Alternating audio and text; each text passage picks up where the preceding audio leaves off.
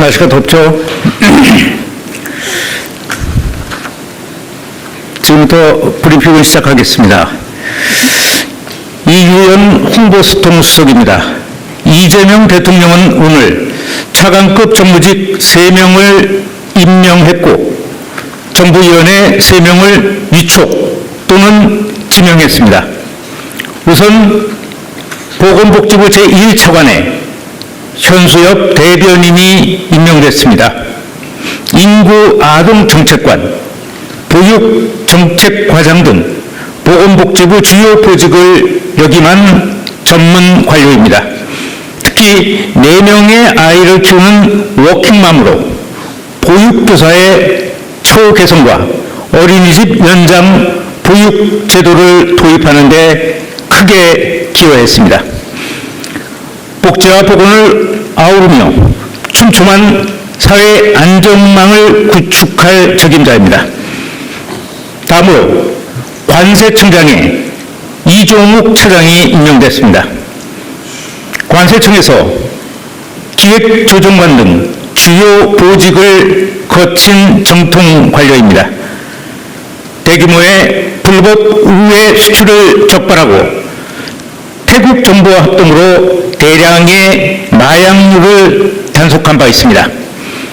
우리 기업들의 무역과 투자 활동을 안정적으로 지원하고 국민의 안전을 해치는 통관 행위를 차단할 적임자입니다. 다음으로 새만금 개발청장에 문성요 전 국토부 기획조정실장이 임명됐습니다.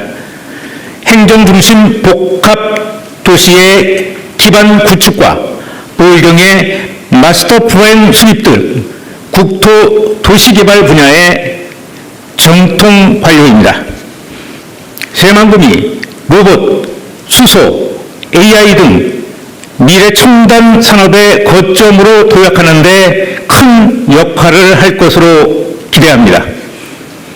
다음으로 지속가능발전 국가위원회 위원장에 홍미영 전 국회의원을 위촉했습니다. 30년간 지속가능발전과 여성, 복지, 지방분권 등에서 관련 정책을 수립해온 전문가입니다. 대한민국의 지속가능발전 정책을 한 단계 더 높일 적임자로 기대됩니다. 다음으로 국민생명안전위원회 부위원장에 백종우 경희대 교수를 지명했습니다. 중앙자살예방센터장을 역임하며 자살예방 시스템의 기초를 마련하고 트라우마 치유 현장을 지켜온 정신건강의학의 전문가입니다. 생명 존중이라는 철학을 바탕으로 국민의 생명권을 실질적으로 보장하고 예방 중심의 안전사회를 만들어갈 적임자입니다. 다음으로 국가도서관위원회 위원장에 김기영 연세대 교수를 위촉했습니다. 공공도서관 정책과 도서교육 분야를 연구해온 문헌정보학자입니다. 데이터 기반의 연구 분석에도 전문성을 소유하고 있습니다. 도서관 서비스의 품질 향상과 지식 정보의 격차 해소 등 새로운 도서관 정책을 수립하는 데 기여할 것으로 기대됩니다. 이상입니다. 자, 인사 관련 먼저 질문 좀 받도록 하겠습니다. 네. 예, 선생님, 저 한국일보 이성태입니다. 네. 복지부 1차관하고 관세청장은 현재 이제 재임 중인 분들이 둘 다 임기가 1년도 안 된 걸로 검색해 보니까 나오는데 좀 빠른 시간에 바뀐 게 아닌지 싶어가지고 혹시 뭐 특별한 배경이 있는지 궁금하고 원래 계시던 분들은 그러면은 뭐 어떻게 되는 건지 그것도 좀 확인해 주시면 감사하겠습니다. 네, 두 분과 관련해서는 작년 6월에 임명이 됐습니다. 1년 정도 됐고요. 그동안에 추기라는 게 굉장히 쉽지 않은 과정이죠. 처음에 들어와서 어떤 일을 한다는 것 자체가 굉장히 힘든 일입니다. 그래서 관련 분야에서 정책의 기초를 다지는 데 큰 기여를 했고 또 두 분의 노고에 감사드린다는 말씀을 드립니다. 새로운 어떤 청장, 차관들이 임명이 돼서 조금 더 신속하고 조금 더 한 단계 높은 정책을 수립할 것으로 기대합니다.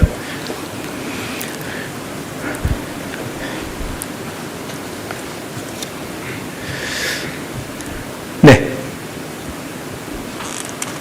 네, 말씀하세요. 인사 관련 거 일단 인사 관련. 네, 스님 뉴시스 김경록입니다. 네. 저도 현재 아까 복지부 1차관하고 관세청장 관련해서 한 가지 더 질문 드리는데요. 이게 부처에서는 정책의 연속적 측면 때문이라도 이제 고위 관료분들은 잘 바꾸지 않는 게 일반적인데 바꾸시게 된 계기가 뭐 경제성 인사는 아닌 건지 좀 더 배경을 설명해 주시면 좋겠습니다. 새로운 어떤 좀 한 1년 정도 지났고요. 새로운 어떤 행정, 해당 분야에서 행정 같은 것들이 조금 더 발전적으로 나가기 위해서 필요한 인사였습니다. 두 분의 전 차관님과 청장님의 노고에 저희는 감사하고 있습니다.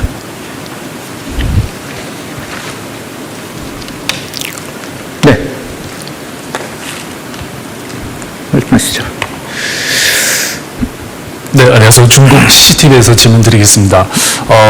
얼마 전에 이재명 대통령께서 미중 관계 발전을 한국 포함한 국제사회에 큰 도움이 될 것이다라고 언급하셨습니다. 혹시 청와대 입장에서 이번 미국 대통령 중국 방문에 대해서 어떻게 바라보고 있는지, 그리고 대한민국이 앞으로 중국과 미국과 어떤 분야에서 협력을 확대시킬 것인지 소장님의 말씀 한번 부탁드리겠습니다. 네, 인사 관련 질문을 해달라고 했는데 그건 인사 관련 질문은 아닌 것 같아요. 다만 저희는 미중의 어떤 협상, 또 만나서 어떤 협력의 틀을 만들어가는 거 이런 것들을 당연히 환영을 하고 있습니다. 또 이를 통해서 또 한중 간이나 한미 간의 관계가 좀 더 돈독해지리라고 기대하고 있습니다.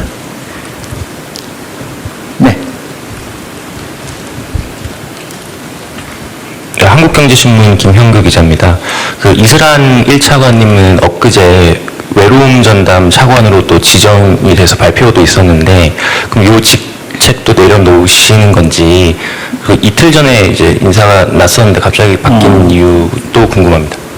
그 업무는 새로운 어떤 신임 차관께서 차질 없이 승계하실 거로 그렇게 알고 있습니다. 네.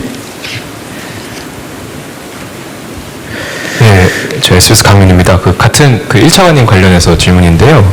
이분이 아무래도 연금 개혁이라든지 이런 부분에 좀 전문가로 많이 알려져 있었고, 지금까지 연금 개혁 관련 기조를 쭉 이어오신 걸로 아는데, 그럼 지금 이 차관의 교체가 어떤 정부의 연금 개혁 방향에 좀 변화로 읽어도 될지 그 부분이 좀 궁금합니다.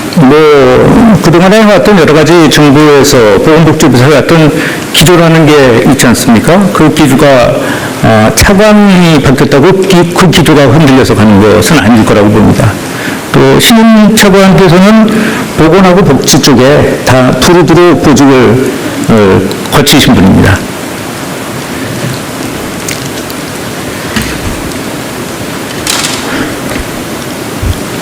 또 다른 질문 없습니까? 삼성전자 물어볼 줄 알았는데 아무도 안 물어보네요.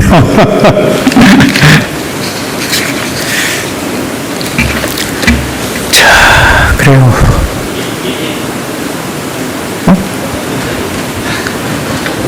아니, 저 질문하고 싶지 않으면 아니죠. 묻고 싶은 것은 물어보래요. 긴급조정권 발동 관련해서 얘기들이 많은데 실제로 검토 중이신지 궁금하고 현 상황 좀 어떻게 보시는지 말씀 여쭙습니다. 아직까지 그거를 어떤 우리가 결정을 할 수 있는 단계는 아니고요. 노사간의 협의가 잘 마무리되기를 바라고 있는 거죠. 다만 그냥 바라보고 있는 것만은 아니고 저도 이제 국가 경제에 차지하는 비중이나 역할이나 이런 것들이 삼성전자가 엄청나게 크지 않습니까? 주식만 갖고 있는 것도 뭐 10명 중에 1명은 삼성전자 주식을 직간접적으로 갖고 있는 상태고 1,700개 정도의 협력업체가 있는 걸로 이렇게 알려져 있습니다. 굉장히 국민경제에서 차지하는 부분이 크기 때문에 절대로 파업 같은 어떤 상황이 오지 않길 보고 있는 거고요. 그래서 지금 상당한 그 우려와 걱정의 눈으로 보고 있습니다. 그러나 그것이 바로 신부조 정권을 발동한다든가 이렇게 단정 지을 수는 없는 내용입니다. 어제 산업부 장관께서 그 말씀을 했는데 산업부 장관으로서의 할 말은 했다고 생각합니다.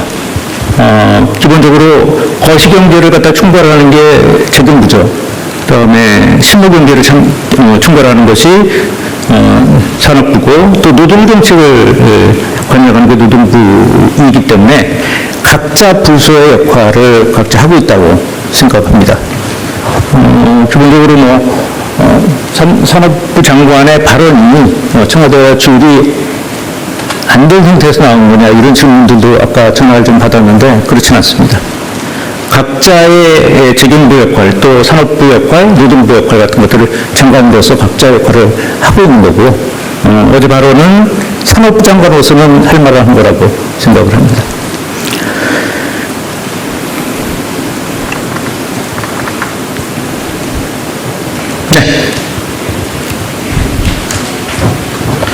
네, 어마이뉴스의 이경태 기자입니다.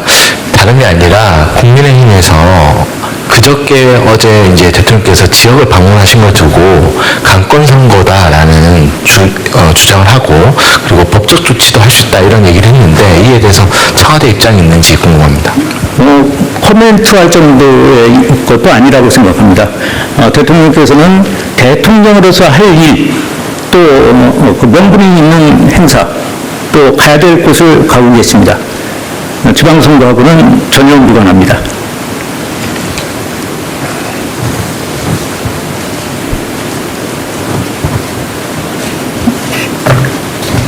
자, 그래요.